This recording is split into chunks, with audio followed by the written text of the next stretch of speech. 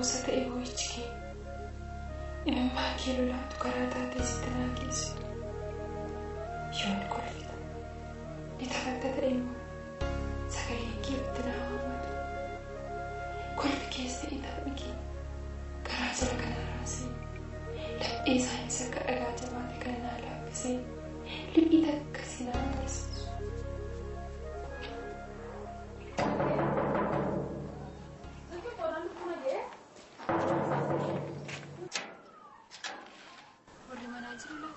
Siamo?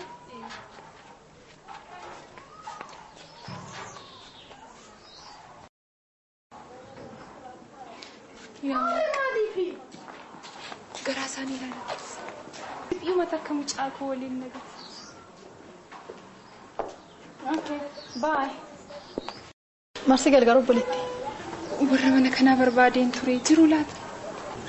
Haati mana kana maanuma. Manni kuni mana rabbirraafa mana bodhugumaafa miti.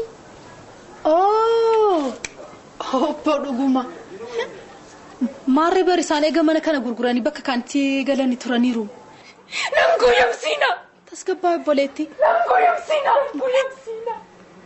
Nangoo yamsiina. Mucaa kunaa fida. Kan kanaan achi mana kanatti rabbalaatu bu'a. Jechuun waan ati jechaa jirtu hundumtuu anaaf haaraadha. Mucaa seettees immoo seentee ilaaluu dandeessa. Kottu. Natti argisiisuu dandeessuure. Maal? Mana isaanii. Obboleetti ko. Baay'een gadda. Anaaf isaaniin kan walitti lufide faddaalaadha. Ani immoo eegan biyya hambaati biyya kootti eegan dhufe yeroo dhiyoodha.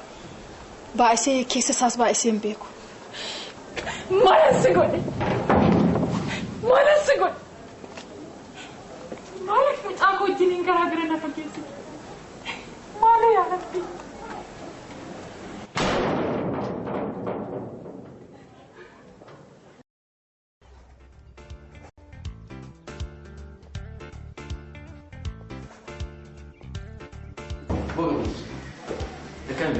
Baik gari.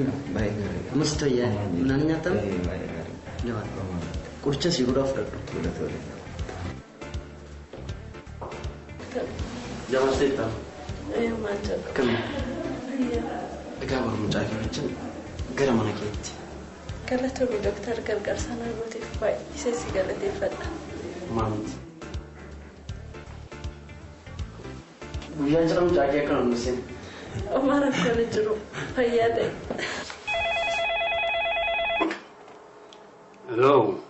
Harka fuune kurnaalaa doktara biraadha akkam jirtu? Oh, doktora attam jirtu fayyaa keessanii?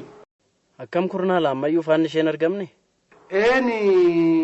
Tadeemnee turre miseensota keenya wajjinis ilaalleerra.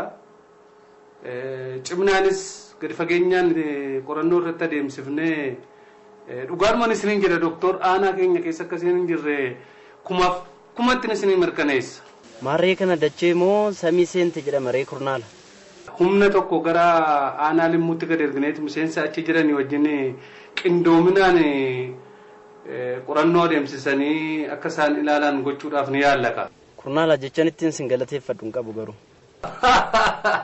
Homaa miti doktor homaa miti ulfaadhaa.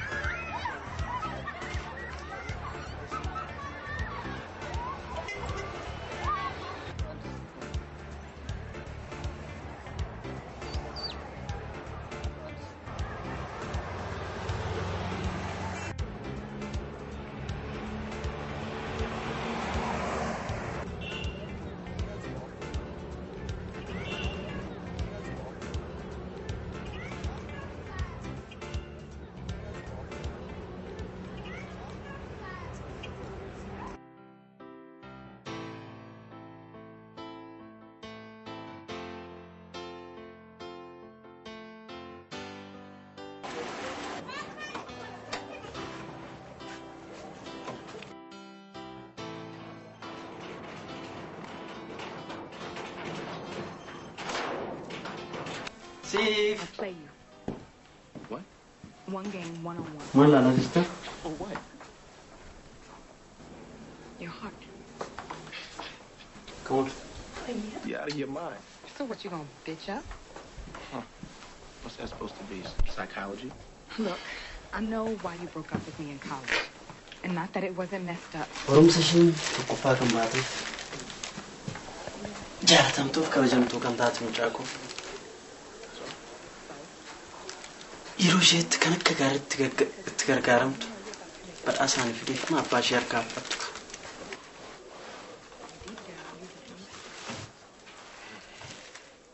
Meen itti agarsiise? Waatumti saaqil. Itti agarsiise.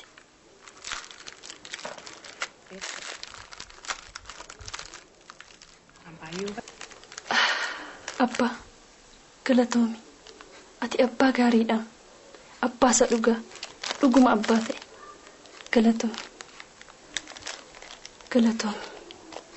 Siif maal filannoo keetimii? Filannoon kee yoomiyyuu filannoo kooti abba badhaasa keessa hedduu jaalladheera amma waan tokko waa yaada keessa na dhufeef sin jeequ kophaa kon ta'a.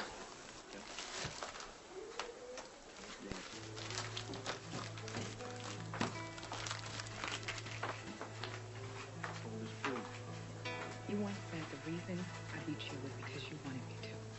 So? Mallaata kam jaakal takka akkas godhu.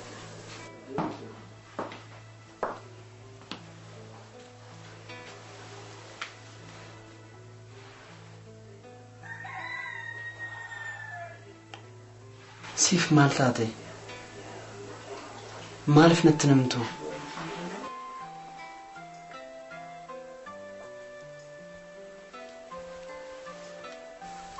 Siif akkas gadditees laaluun anaaf akka du'a ta'e beeke. Yeroo akkas taatu akka lubbuun koo cinqamtus naaf hubadhu.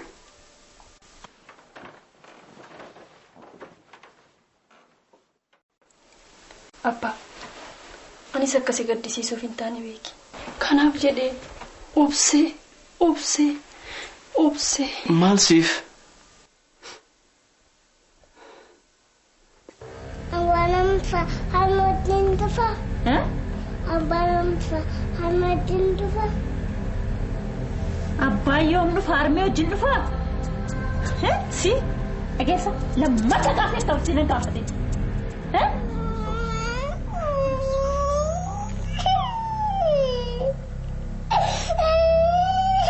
Ani haadha kee miti. Gad deebi'u wayi.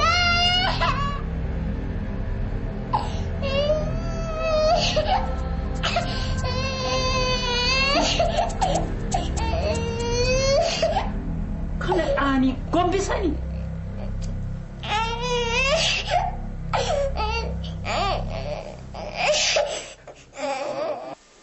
Siif maaf akkas yaadni si bada? Yoo waan fedhellee ta'u natti muu qabdaa beeke. Jaalachuu qabeelaa. Abbaa nan jibbituura. Maaniittiin si jibbu? Lapheesti jabaatu wanta of keessaa qabsitti fakkaataa siif. Waanaa seenika. Sifatiin beektu malee ati mataan kee anaaf waadadha. Waadaa bara. Abbaan koo sida. Harmeen dahee koo eenyudha? Eessa jirti? Jaamaa isaa taatu kan nama nagarra. Duudaa isaa taatu kan namaaf tolaan dhageenya. Naafa isaa taatu kan dachiirra foqoqtu. Haadha koo naa fidi. Badhaasa kee guyyaa guyyaan akkuma na badhaaftu kan haadha koos naa fidi.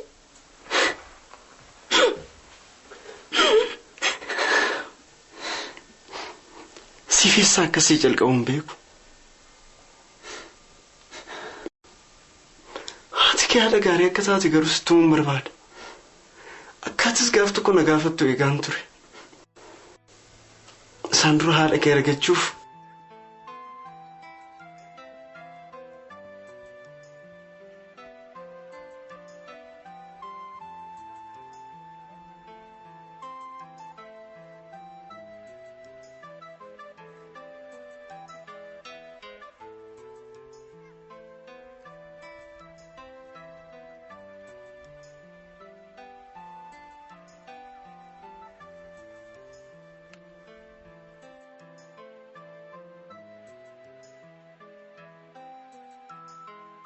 Ani godhanaaf hin milkoofne. Lubbuun hin jirtu jechuudha.